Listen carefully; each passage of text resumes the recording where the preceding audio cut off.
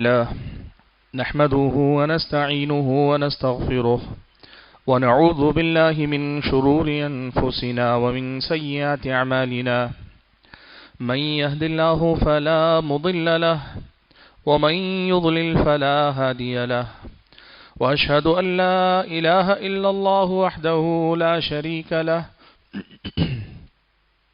وأشهد أن محمدا عبده ورسوله أرسله بالحق بشيرا ونذيرا أما بعد فأعوذ بالله من الشيطان الرجيم بسم الله الرحمن الرحيم يوم نقول لجهنم هل امتلأت وتقول هل من مزيد وأزلفت الجنة للمتقين غير بعيد هذا ما توعدون لكل أواب حفيظ من خشي الرحمن بالغيب وجاء بقلب منيب ادخلوها بسلام ذلك يوم الخلود لهم ما يشاءون فيها ولدينا مزيد وكم أهلكنا قبلهم من قرن هم أشد منهم بطشا فنقبوا في البلاد هل من محيص إن في ذلك لذكرى لمن كان له قلب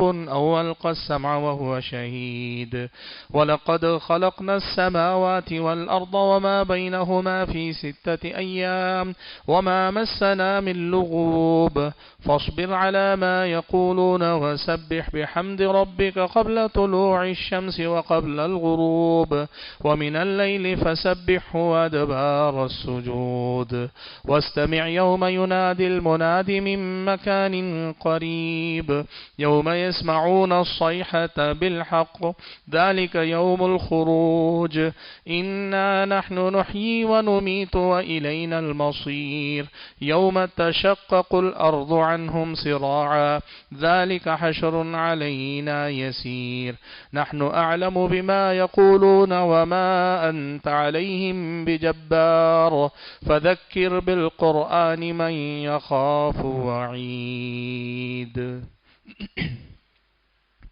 وقال تبارك وتعالى أيضا يا أيها الذين آمنوا اتقوا الله حق تقاته ولا تموتن إلا وأنتم مسلمون. بزرگان محترم، ملت اسلامیہ کے نوجوانوں اور پردہ نشین خواتین اسلام، اللہ رب ذوالجلال ہم سب کا تنہا خالق، تنہا مالک اور ہم سبھی کا تنہا معبود برحق، ہر قسم کی تعریف، ہر طرح کی حمد و ثنا، اور میری اور آپ سبھی حضرات اور خواتین کی ہر ایک عبادت، ہماری اور آپ کی ہر ایک ریاضت اور بندگی کا اکیلا اور تنہا مستحق رب ہے، معبود برحق ہے، جس نے ہم اور آپ کو اس کی اپنی بندگی کے لیے پیدا فرمایا، اس کی بندگی کو ہماری اور آپ کی زندگی کا مقصد قرار دیا، اور اسی بندگی پر اس دنیا میں بہترین زندگی کا وعدہ فرمایا، اور اسی بندگی کے امتحان میں کامیابی پر آخرت میں کامیابی اور کامرانی کی ضمانت عطا فرمائی۔ درود و سلام ہو نبی آخر الزماں پیارے نبی محمد صلی اللہ علیہ وسلم کی ذات گرامی پر، جنہیں اللہ تبارک و تعالی نے اپنا آخری نبی و رسول بنا کر بھیجا، جنہوں نے اللہ تبارک و تعالی کے دین کی ہر چھوٹی بڑی بات ہمیں سکھائی، ہمیں بتلائی، خود اپنی زندگی میں ان پر عمل پیرا ہوئے، اپنے آپ کو ایک مثالی نمونہ بنایا، اور قیامت تک آنے والے انسانوں کے لیے جو کچھ قرآن میں ہے، تعلیمات کی شکل میں، ہدایات کی شکل میں، اسے اپنی زندگی میں ایک مثال، ایک نمونے کے طور پر منتقل کر کے دکھلایا، تاکہ قرآن و سنت کو اپنا کر، قرآن پر چلنے کی خواہش رکھ کر، نبی علیہ السلام کے اسوے کو اپنا کر ہم اور آپ اپنے رب کو راضی کر لیں، وہ ہماری اور آپ کی دنیا کو سنوار دے اور ہماری اور آپ کی آخرت کو بھی کامیابی سے ہمکنار کر دے۔ حاضرین جمعہ، خطبہ مسنونہ کے بعد آپ کے سامنے میں نے جو آیت کریمہ پڑھ کر سنائی، یہ آیت خطبۃ الحاجہ کی ایک بڑی اہم آیت ہے۔ خطبۃ الحاجہ اللہ کے نبی صلی اللہ علیہ وسلم کو جب کبھی صحابہ کے درمیان چاہے خطبہ جمعہ ہو یا کوئی اور مناسبتیں ہوں، لوگوں کے سامنے جب گفتگو کرنی ہوتی، کوئی بات تقریر کی شکل میں بیان کرنی ہوتی، تو اللہ کے نبی صلی اللہ علیہ وسلم خطبۃ الحاجہ پڑھا کرتے تھے، جن میں سے ایک آیت، 3 آیتیں جو پڑھتے تھے ان میں سے یہ آیت ہے، آپ خطبہ نکاح میں اس کو آپ سنتے ہیں۔ اس آیت میں اللہ تعالیٰ نے کہا، 2 باتیں اللہ نے کہی کہ اے ایمان والو اتقوا اللہ حق تقاتہ، ایمان والو تم اللہ تعالیٰ سے ویسے ڈرو جیسے کہ اس سے ڈرنے کا حق ہے، اس کا تقوی ویسے اختیار کرو جیسے کہ اس کا حق بنتا ہے۔ اور دوسری بات اللہ نے کہی وَلَا تَمُوتُنَّ إِلَّا وَأَنْتُمْ مُسْلِمُونَ، اور اس بات کا بھی خیال رکھو کہ تمہیں موت نہ آئے مگر اس حال میں کہ تم فرما بردار ہو، اللہ تعالیٰ کی فرما برداری سے جڑے ہوئے ہو، حالت اسلام میں، حالت ایمان میں فرما برداری کی راہ میں تمہیں موت آنی چاہیے، یعنی مرتے دم تک اپنے آپ کو اللہ تعالیٰ کا فرما بردار بنا کے رکھو۔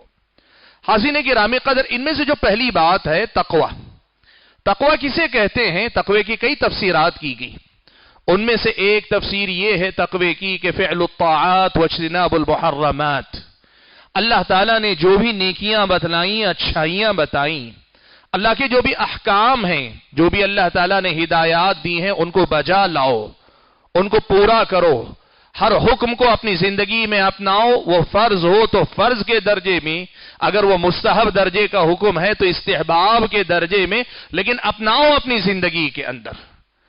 واجتناب المحرمات، تقوی کا دوسرا باب یہ ہے کہ اللہ نے جس چیز کو حرام کر دیا اور جس چیز سے اللہ تعالیٰ نے منع فرما دیا ہے اس سے باز آ جاؤ، اس سے رک جاؤ۔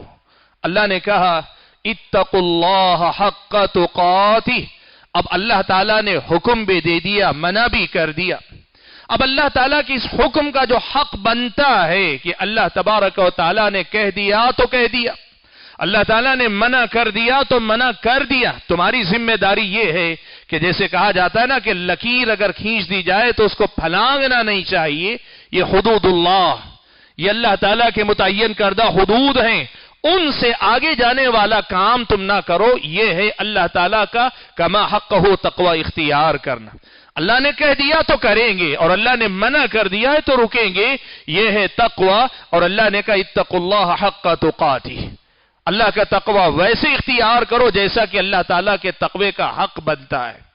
اور دوسری بات اس آیت میں اللہ نے کہی خیال رکھو کہ موت آئے تو فرما بردار بن کر جاؤ، موت آئے تو اللہ تعالیٰ کی بندگی کی راہ پر ثابت قدم رہو، موت جب آئے تو تم اللہ تعالیٰ کے فرما بردار رہو، فرما برداری کی حالت ہی میں تمہیں موت آنی چاہیے، یہ اللہ تعالیٰ نے دوسری بات کہی ہے۔ حاضرین گرامی قدر، یہ جو 2 باتیں ہیں، ان 2 باتوں کے اندر بڑا گہرا تعلق ہے۔ وہ کیا ہے؟ آدمی زندگی جیسی گزارتا ہے اللہ کے حکم سے موت ویسی ہی اسے نصیب ہوتی ہے۔ زندگی میں جو آدمی تقوی کی راہ پہ ثابت قدم رہتا ہے انشاءاللہ اللہ تعالیٰ تقوی ہی کی حالت میں موت دے گا۔ آدمی بے ایمانی، اللہ تبارک و تعالیٰ سے دوری، اللہ تعالیٰ کی نافرمانی یا تقوی کی راہ سے ہٹ کر زندگی گزار رہا ہو تو اس کی کوئی گارنٹی نہیں کہ موت تقوی کی حالت میں نصیب ہو جائے گی۔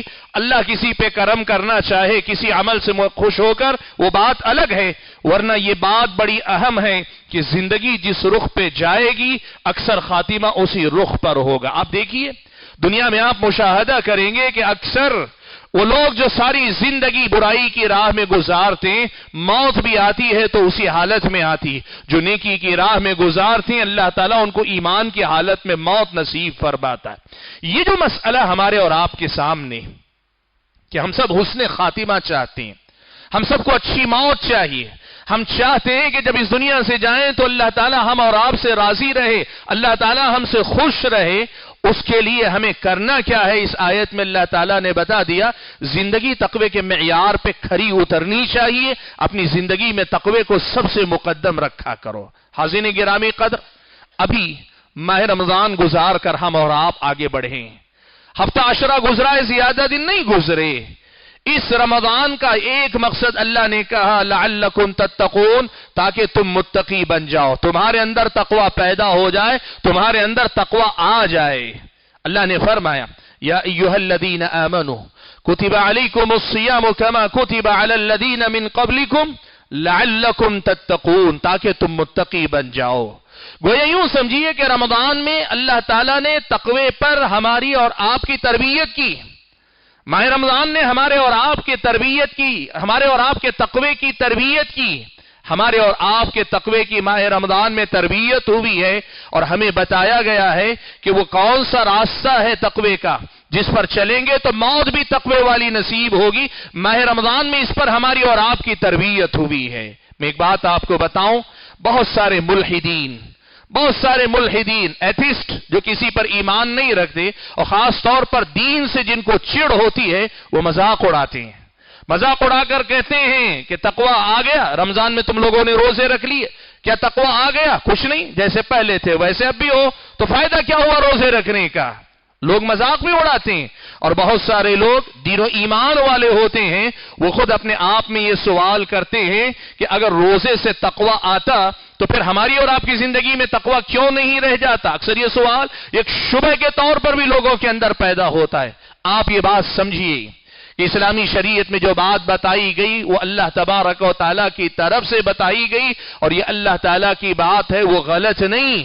सच यही है कि पूरा रमजान अल्लाह ताला ने हमारी और आपकी तकवे पर तरबियत की, और इसमें कोई शक नहीं कि तकरीबन हर मुसलमान इस रमजान भर में तकवे की जिंदगी जीता है। वो कम से कम रमजान से पहले जिस हालत में होता है उससे बेहतरी की तरफ रमजान में आता है। तकवा क्या है? मैंने आपके सामने बताया कि आप देखें, नेकियों के करने का नाम तकवा है, बुराइयों से रुकने का नाम तकवा है। रमजान में हमने किया। कितने ऐसे मुसलमान, तकरीबन मुसलमान रोजा रखते हैं, अल्हम्दुलिल्लाह, ये तकवा है। कितने मुसलमान हैं जिन्होंने क़ियाम किया, तरावी पढ़ी, तकवा है। कितने मुसलमान हैं जिन्होंने नमाजों की पाबंदी की, आम दिनों से ज्यादा पाबंदी की, तकवा है। कितने मुसलमान हैं जिन्होंने कुरान की बकसरत तिलावत की या थोड़ी बहुत तिलावत की, तकवा है। कितने मुसलमान हैं जिन लोगों ने अल्लाह की राह में माल खर्च किया, तकवा है। जो भी नेकी मुसलमानों ने की, एक मुसलमान ने की, ये सब तकवा है। और इतना ही नहीं, गुनाहों से रोके रहे, ख्वाहिशात से रोके रहे, हराम कामों से, झूठ बोलने से, बहुत सारी गलत बातों से रोके रहे। वरना आवाम तो यहां तक भी करती, अपने घरों में टीवी वगैरह बंद करके रख देते, फिल्म वगैरह देखना छोड़ देते। ये तकवा है। पूरे रमजान हमारे और आपकी जिंदगी में तरबियत हुई, हमारी और आपकी तरबियत तकवे पे की गई। तो जो आदमी ये सवाल कर रहा है, जिसके दिमाग में ये शुबा पैदा हो रहा है कि रमजान से तकवा कहां आया, तो बताओ कि सबसे पहले तो यही तकवा है। सबसे पहले यही तकवा है। रोजा तकवा है, नमाज तकवा है, सदका तो खैरात तकवा, गुनाहों से रुकना तकवा, यही तकवा है सबसे पहले। तकवा कोई मैजिक नहीं, कोई जादू नहीं, तकवा इन्हीं चीजों का नाम है। ये पहली बात उस आदमी के सामने रखें। और दूसरी बात जो हमारे और आपके लिए सबक की है वो ये कि अल्लाह तबारक व तआला ने पूरे रमजान हमारी और आपकी तरबियत की। ये नेकियां जो मैंने अभी आपके सामने गिनाई, ये खुद तकवा है, लेकिन उसके साथ साथ ये नेकियां हमारे और आपके तकवे की तरबियत भी करती हैं। ये जितनी नेकियां हम और आपने की है ना, इनमें से हर नेकी अपनी जगह पे मुस्तकिल नेकी, मुस्तकिल अमल है, वो खुद भी तकवा है, लेकिन साथ में कैसे हम मुत्तकी बने रहें, इसकी तरबियत भी इसने हमारे और आपके सामने की। देखिए, माह रमजान ने हमने क्या किया, दिन के औकात में सुबह तुलू होने से लेकर सूरज गुरूब होने तक खाने पीने और ख्वाहिशात से रुके रहे, जो कि जायज है। आम दिनों में खाना जायज है, पीना जायज है, मियां बीवी के ताल्लुकात, खास ताल्लुकात जायज है। लेकिन हम और आपने रमजान के दिनों में, रमजान के दिन का जो वक्त होता था, उसमें अपने आप को हलाल चीजों से रोक के रखा। क्यों? ये अल्लाह ताला का हुक्म है, ये अल्लाह ताला की हिदायत है। इस रोजे ने हमारी और आपकी तरबियत की कि रमजान में अल्लाह के हुक्म से जब हलाल चीजों से रुके रह सकते हो, बकिया रमजान में हराम चीजों से रुकना भी तुम्हारे लिए मुमकिन है। जिस तरह अल्लाह के हुक्म पर रमजान में तुमने हलाल को छोड़ दिया था, वैसे ही गैर रमजान में अल्लाह ताला की हराम चीजों से तुम्हें रुक जाना चाहिए। ये तरबियत इस रोजे ने हमारी और आपकी की। हमने रातों में क़ियाम किया, तबीयत में थकान थी, सुस्ती थी, बहुत सारे लोगों के जिस्म की मुख्तलिफ आधार की वजह से, बीमारियों की वजह से क़ियाम में मुश्किल थी वगैरह, लेकिन आदमी ने वक्त निकाल कर क़ियाम किया, थकान के बावजूद क़ियाम किया। کاروبار کے باوجود بہت سارے احباب نے آ کر قیام کیا. رمضان بھر جب آپ نے اللہ تعالیٰ کے حکم کی تابعداری میں قیام کیا ہے تو یہ آپ نے اپنی زندگی میں تربیت پائی ہے کہ اللہ تعالیٰ کے حکم سے نمازوں کی پابندی غیر رمضان میں بھی کیسے کی جانی چاہیے. رمضان میں جب قیام کے لیے باجماعت پوری صفیں مکمل کر کے کھڑے ہو سکتے ہو، 5 وقتہ نمازیں اس سے کہیں زیادہ اہم ہیں. ان 5 وقتہ نمازوں میں بھی تمہاری حاضری ایسی ہونی چاہیے. یہ تربیت ہے جو رمضان نے ہماری اور آپ کی.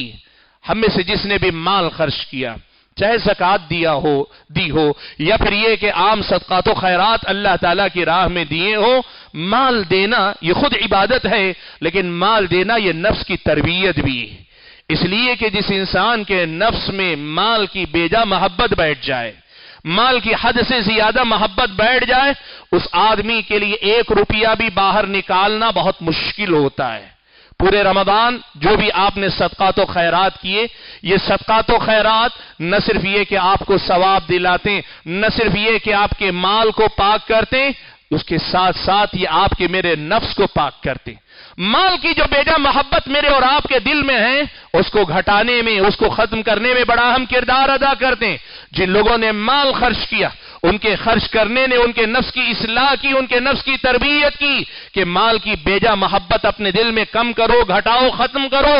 مال نے ہماری اور آپ کی تربیت کی. رمضان بھر میں، رمضان کے اندر ہماری اور آپ کی ہر حیثیت سے تربیت ہوئی. ہم نے مسکینوں فقیروں کے ساتھ ہمدردی کی.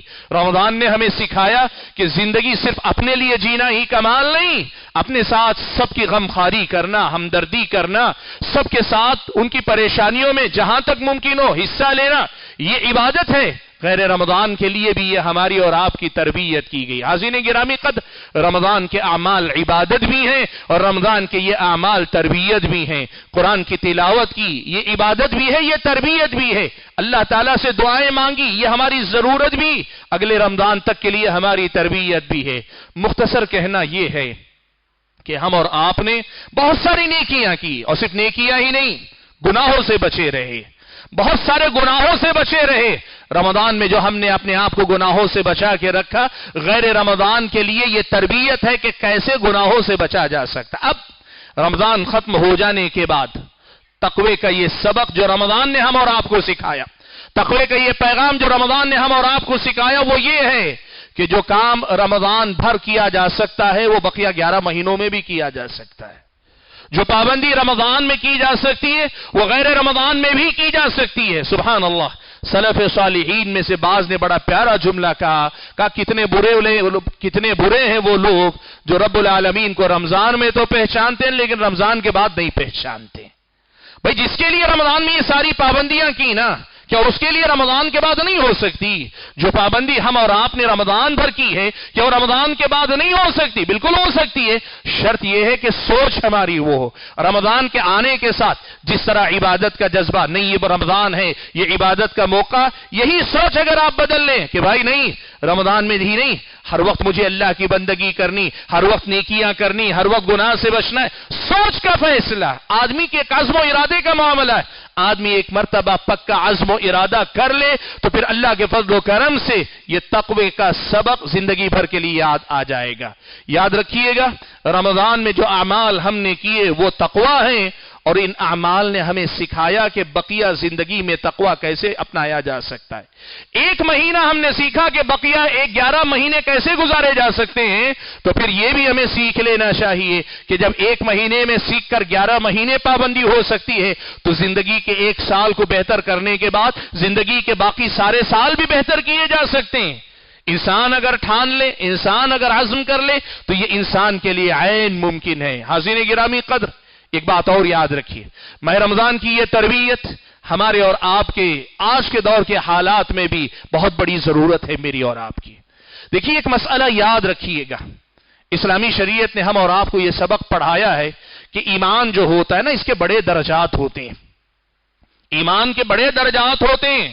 جس آدمی کا ایمان مضبوط ہوتا ہے نا وہ مشکل سے مشکل حالات میں جم جاتا ہے، ڈٹ جاتا ہے، ثابت قدم رہتا ہے.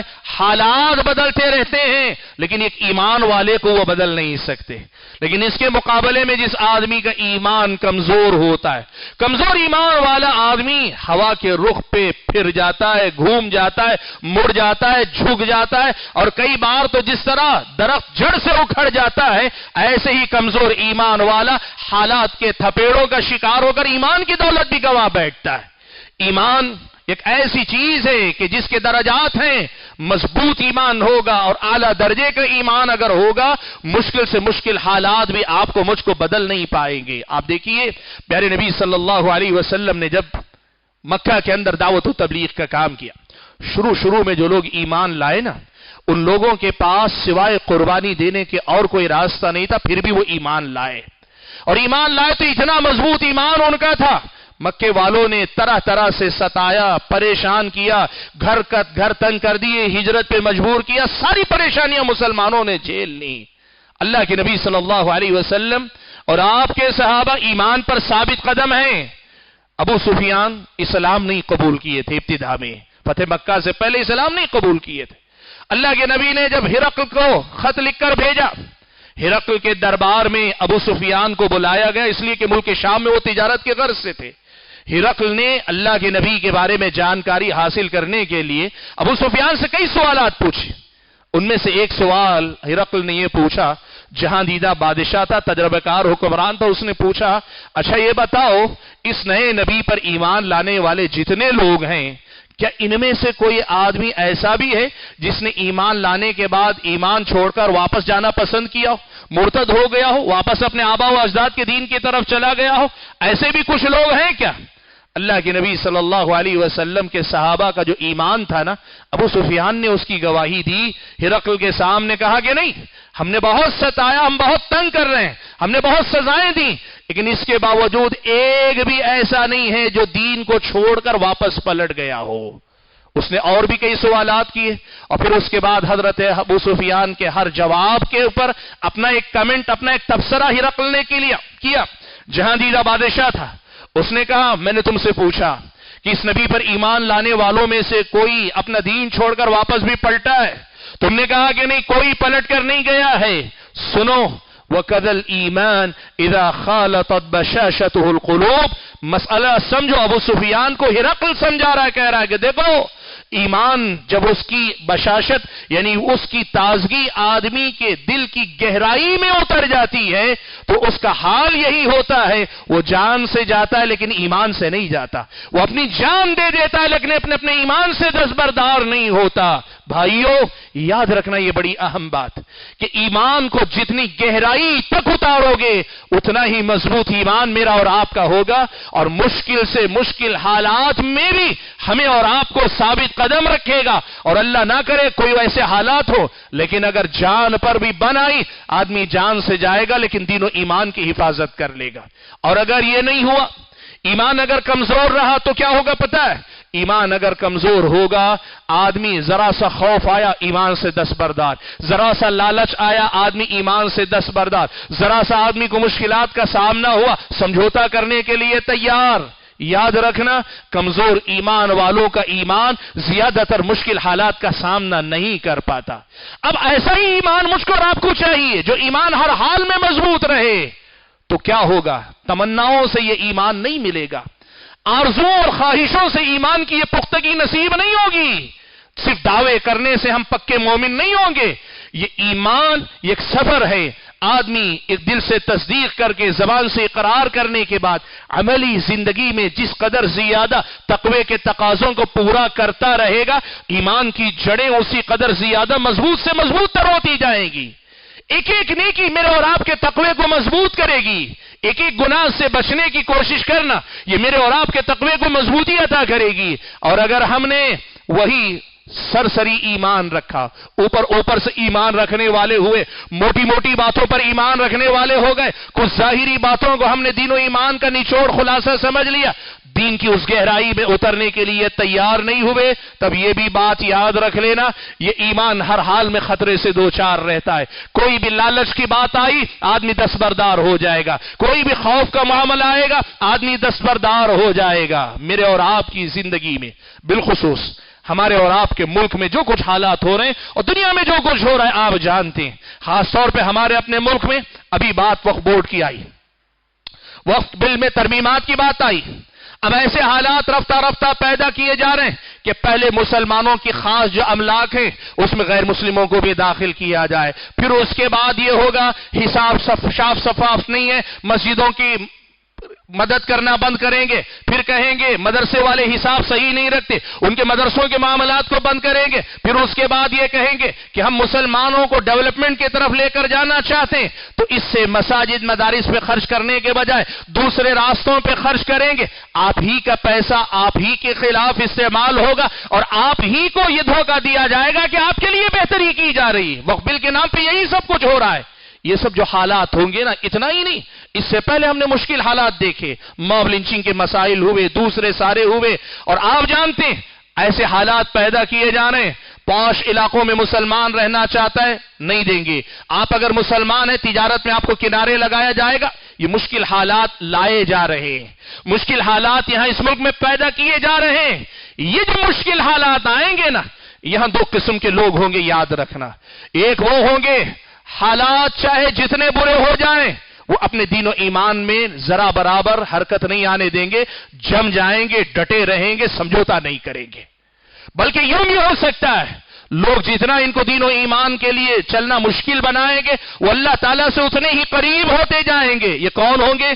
जिनका ईमान मजबूत है, जिनके अंदर तकवे की बुनियादें गहरी हैं, जिनके तकवे की बुनियादें गहराई तक उतरी हुई हैं, ऐसे लोग होंगे। और उसके मुकाबले में वो लोग जो हवाओं के रुख पे बदलने वाले हैं, वो लोग जो ईमान बस बराए नाम रखते हैं, बईद नहीं है ये मुश्किल हालात उनको दीन से बेदीन कर दें, मुर्तद कर दें। ये कहें कि नहीं अब हिंदुस्तान के अंदर फलां मसले पे अमल करना मुश्किल। आज भी देखो कितने मुसलमान धड़ल्ले से कहते हैं नहीं नहीं हिंदुस्तान में सूद से बचना मुश्किल है, इसलिए धड़ल्ले से लेते हैं। दो बातों में फर्क है ना। एक चीज ये है कि आप कहें सांप से डसना, सांप डसेगा तो बचना मुश्किल है, आप ये कहें सांप डस लेता है, बात अलग है। और दूसरा ये कि आप कहें सांप के डसे से बचना मुश्किल नहीं, आप जाके उसकी बिल में हाथ डालें। मुसलमानों का हाल ही कहते हैं आज के हालात में सूद से बचना मुश्किल है, इसलिए धड़ल्ले से सूद, सारी जिंदगी सूद में डुबो लिए। ये कमजोर ईमान की अलामत, ये कमजोर ईमान की अलामत। आज के हालात में हिंदुस्तान के अंदर इस्लाम पे जमे रहना मुश्किल है, इसलिए इस्लाम और कुफ्र का फर्क भूल कर गैर मुस्लिमों की ईदों में भी जा रहे हैं, पूजा में भी शरीक और सब कुछ किए जा रहे हैं। भाइयों ये कमजोर ईमान वाले, ये कमजोर ईमान के हामिल लोग जब मुश्किल हालात का सामना करेंगे ना, समझौते करेंगे, ईमान की बातों से दस्तबरदार होंगे, इस्लामी शायर से दस्तबरदार होंगे, इस्लामी शायर को तर्क करने में झिझक नहीं महसूस करेंगे। दीन पर साबित कदम रहने के बजाय दीन के एक एक मसले को छोड़ने के लिए उज़्र और बहाने तलाश करेंगे। ये सब कुछ होता रहेगा। क्यों? बुनियाद असल में ईमान की है। ईमान अगर कमजोर होगा तो फिर आदमी बहाने हजार मिलेंगे। आदमी अगर करना चाहे मुश्किल हालात में भी अल्लाह ताला की बंदगी कर सकता है, लेकिन आदमी पहले ही से तय करके बैठा हो कि मैं ईमान बराए नाम अपनी जिंदगी में रखूंगा, वो समझौते करेगा, दस्तबरदार होगा। भाइयों बात जो आपके सामने रखना चाहता हूं वो ये, माह रमजान ने हमारी तरबियत की, तकवा क्या है ये बताया। इस तरबियत की जरूरत वैसे भी हमारी जिंदगी में है, लेकिन हालात अगर मुश्किल होने वाले हो वहां इस तरबियत को ज्यादा मजबूती से पकड़े रहने की जरूरत है, वहां ज्यादा मजबूती के साथ तकवे की सबक को याद रखने की जरूरत है। ये जो तकवा अल्लाह ताला ने जिसकी तरबियत पूरे रमजान की है, इसे अपनी जिंदगी में अपने साथ लेकर आगे बढ़ने की जरूरत है। ये तरबियत गाह जिससे अल्लाह ताला ने हमें गुजारा है, अगले 11 माह नहीं पूरी जिंदगी के लिए हमें अपने साथ इस तरबियत को लेकर चलने की जरूरत है। और सुने, जब आदमी ऐसे मजबूत ईमान वाला होगा ना, तो अल्लाह ना करे वो हालात भी आए जिनकी पेशिनगोई अल्लाह के नबी ने की। अल्लाह के नबी ने एक पेशिनगोई की, अभी हालात वैसे नहीं हुए, لیکن اگر اتنے مشکل حالات بھی ہوں گے تو آدمی ایمان والا ایمان پر ثابت قدم رہے گا. وَكَذَا الْإِيمَانِ إِذَا خَالَطَتْ بَشَاشَتُهُ الْقُلُوبُ، اس لیے کہ ایمان کے اندر اللہ نے یہ طاقت رکھی ہے کہ جب وہ دلوں کی گہرائی میں اتر جائے، زندگی میں ہر جگہ آ جائے، تو پھر آدمی جان سے جاتا ہے، ایمان سے سمجھوتا نہیں کرتا. کیا حالات ہیں؟ اللہ کے نبی صلی اللہ علیہ وسلم نے فرمایا، سنن ترمذی وغیرہ کی روایت ہے، اللہ کے نبی نے فرمایا ان من ورائکم ایامہ الصبر فیہن مثل القبض علی الجمر. اللہ کے نبی نے کہا تمہارے بعد، صحابہ سے خطاب کرتے ہوئے کہہ رہے ہیں تمہارے بعد یعنی بعد کے زمانے میں ایسے ایام بھی آنے والے، ایسے دن بھی آنے والے کہ الصبر فیہن، دین پر جمے رہنا، ان دنوں میں، ان حالات میں، اس ماحول میں دین پہ جمے رہنا کل قبض علی الجمر، دہکتے انگارے کو اپنے ہاتھ میں پکڑنے جیسا. آدمی کو آگ کی لو لگ جاتی، آدمی ہاتھ جھٹ سے کھینچ لیتا ہے. آگ کی صرف بھاپ لگ جائے، آدمی جھٹکے سے کھینچ لیتا ہے. اس کے مقابلے میں ہاتھ میں انگارہ دے دیا جائے تو آدمی بڑی مشکل سے برداشت کر پائے گا. لیکن کیا کوئی آدمی انگارے کو ہاتھ میں مضبوطی سے تھام سکتا ہے؟ جتنی مشقت، جتنا مشکل یہ کام ہے، اللہ کے نبی نے کہا دین پہ چلنا اس کے برابر یا اس سے زیادہ مشکل ہو جائے گا. ایسے ایام بھی آنے والے، یہ اللہ کے نبی کی پیشن گوئی، ایسے ایام بھی آنے والے ہیں. ظاہر سی بات ہے اتنی مشکل حالات میں بھی دین پر ثابت قدم رہنا ہے، تو جو آدمی ان آسان حالات میں ثابت قدم نہ رہ پائے، مشکل حالات میں جا کے دین پہ کیا ثابت قدم رہ پائے گا؟ آپ خود اپنے آپ سے پوچھیں. ہم چھوٹی چھوٹی باتوں پہ دین سے سمجھوتا کرنے والے اگر ہو جائیں، اللہ نہ کرے وہ مشکل دن دیکھنے پڑ جائیں، انگارے کو ہاتھ میں پکڑنے کے برابر دین پہ چلنا ہو جائے، تو کیا ہم واقعی معنوں میں دین پہ ثابت قدم رہ پائیں گے؟ سبحان اللہ. ایسے حالات میں دین سے دستبردار ہونے لگیں گے تو پھر تو اللہ تبارک و تعالی حفاظت فرمائے. میرا اور آپ کا خاتمہ کیا ہوگا وہ اللہ ہی بہتر جانے. لیکن اگر ہم نے اب سے تربیت پائی اور اللہ نہ کرے وہ دن آ بھی گئے اور ان دنوں میں ہم نے مشکل حالات میں دین پہ ثابت قدمی اب اختیار کی، تو اللہ کے نبی نے کہا للعامل فیہ اجر 50 منکم. اس زمانے میں اگر کوئی آدمی دین پر ثابت قدم رہے گا، بعض اہل علم نے کہا نیکی کا حکم دینے اور برائیوں سے روکنے کا کام کرے گا. جب نیکی پر بولنا مشکل ہوگا، برائی سے روکنا مشکل ہوگا، تب وہ یہ کام کرے گا. اور بعض اہل علم نے کہا ان حالات میں جن مسائل پہ عمل کرنا مشکل ہوگا، ان مسائل پہ آدمی جم کر عمل کرے گا. تو اللہ کے نبی نے فرمایا عمل کرنے والا ایک ان میں سے ہوگا، لیکن تم میں سے 50 لوگوں کے عمل کے برابر اللہ ثواب دے گا. صحابہ نے پوچھا اللہ کے نبی یہ 50 آدمی ان میں کے 50 آدمی یا ہم میں کے؟ اللہ کے نبی نے کہا تم میں کے 50 آدمیوں کے برابر اللہ تعالیٰ ثواب عطا فرمائے گا. بڑی اہم بات ہے، سمجھیے اس بات کو. یعنی مان لیجئے کہ آدمی کو سچ بولنے کے لیے بہت ساری تکلیفوں کا سامنا کرنا پڑ رہا ہے، لیکن آدمی سچ بول رہا ہے. وہ مشکل ایام جہاں پر آگ اپنے انگارے کو ہاتھ میں پکڑنے کے برابر سچ بولنا، لیکن آدمی سچ بول رہا ہے. اللہ کے نبی نے کہا صحابی اگر سچ بولے تو جو ثواب ملتا ہے ایسے 50 صحابہ کے سچ بولنے کے برابر اس ایک سچ بولنے والے آدمی کو اللہ تعالیٰ اجر عطا فرمائے گا. اتنی بڑی فضیلت ہے اس آدمی کی جو مشکل حالات میں، ناموافق حالات میں دین پر ثابت قدم رہے اور کہے کچھ بھی ہو میرا دین سب سے زیادہ مجھے عزیز ہے. ایسی مضبوطی اختیار کرنے والے کی اتنی فضیلتیں اللہ کے نبی نے بیان فرمائی. ظاہر بات ہے یہ فضیلت آسانی سے تو نہیں ملے گی. اس فضیلت کے حاصل کرنے کے لیے ویسی تیاری بھی چاہیے. اور وہ تیاری کیا ہے؟ آج کی چھوٹی مشکلات میں دین سے سمجھوتا مت کرو. وہ جو تقوی کی تربیت رمضان بھر حاصل کیے، زندگی بھر کا سبق اسے بنا لو، زندگی بھر کا سلیبس اسے بنا لو. اللہ کے فضل و کرم سے یہ رمضان نہ صرف یہ کہ متقی بنائے گا، بلکہ تقوی کی راہ میں ہم اور آپ کو ایک بہت بڑا مجاہد، بہت بڑا طاقتور پہلوان ہم اور آپ کو بنانے میں یہ تربیت ہمارے کام آئے گی. حاضرین گرامی قدر، بات کو میں اور زیادہ طول دینا نہیں چاہتا. پیغام یہ دینا چاہتا ہوں کہ ماہ رمضان نے ہماری اور آپ کی بڑی پیاری تربیت کی. ماہ رمضان نے واقعی معنوں میں ہمارے اور آپ کے اندر تقوی پیدا کیا. اب اس تقوی کی حفاظت کر لے جانا یہ میری اور آپ کی ذمہ داری ہے. اور ظاہر بات ہے یہ ایک امتحان ہے. ایسا نہیں کہ بہت آسان ہے، یہ امتحان ہے. کہ رمضان میں بھوکے رہنا آسان تھا، رات میں قیام کرنا آسان تھا، بہت سارا مال خرچ کرنا آسان تھا؟ جی، شیطان کے دور رہنے کی وجہ سے نسبتاً آسان تھا، لیکن پوری طرح آسان نہیں تھا. وہاں بھی ہمیں کچھ محنت کرنی پڑی. زندگی میں بھی وہی سمجھو کہ محنت کرنی پڑے گی، مقابلہ کرنا پڑے گا. محنت اگر کرتے رہیں گے اللہ کے فضل و کرم سے رمضان کی یہ تربیت میرے اور آپ کے کام آئے گی. سال کے 11 مہینے، اور جب رمضان کے ساتھ 11 مہینے ایک سال ہم صحیح ہو جائیں گے، اگلا سال اس سال سے زیادہ بہتر ہم اور آپ بن جائیں گے۔ یہی پیغام دیتے ہوئے کہ رمضان کی تربیت کو نہ بھولیں، رمضان میں تقوی کا جو سبق پڑھایا گیا اسے یاد رکھیں۔ میں آج کے اس خطبے کو ختم کرتا ہوں۔ اللہ سے دعا کیجئے کہ اللہ تعالیٰ مجھے اور آپ سبھی حضرات اور خواتین کو جو کچھ ہم اور آپ کہتے اور سنتے ہیں، کہنے اور سننے سے زیادہ عمل کرنے کی توفیق عنایت فرمائے۔ اللہ تبارک و تعالی ہمیں تقوی کی فکر کرنے کی توفیق عنایت فرمائے۔ اللہ تبارک و تعالی ہماری حفاظت فرمائے، جان و مال، عزت آبرو کی حفاظت فرمائے، دین و ایمان کی اللہ تعالی حفاظت فرمائے۔ اللہ تبارک و تعالی ہمارے اوقاف کی حفاظت فرمائے، دشمنوں کے شر سے اللہ تعالی مسلمانوں کی اور مسلمانوں کے املاک کی حفاظت فرمائے۔ اللہ تعالی ہم اور آپ کو کہنے اور سننے سے زیادہ عمل کرنے کی توفیق عنایت فرمائے۔ فلسطین کے مسلمانوں پہ جو مشکل حالات آ رہے ہیں اور دن بدن گھٹتے بڑھتے جا رہے ہیں، یہ جو مشکل حالات ہیں، اللہ تعالیٰ اس فتنے کا خاتمہ کر کے امن و امان نصیب فرمائے، جان و مال کی حفاظت نصیب فرمائے۔ اللہ ظالموں کی پکڑ کرے، ظالموں کے مددگاروں کی اللہ تعالیٰ پکڑ کرے، ظالموں کو اللہ تبارک و تعالیٰ کیفر کردار تک پہنچائے۔ اللہ جب تک دنیا میں رکھے ایمان اسلام پر قائم رکھے، اور جب اپنے پاس بلائے تو ایمان کی حالت میں بلائے۔ آمین وآخر دعوانا ان الحمدللہ رب العالمین۔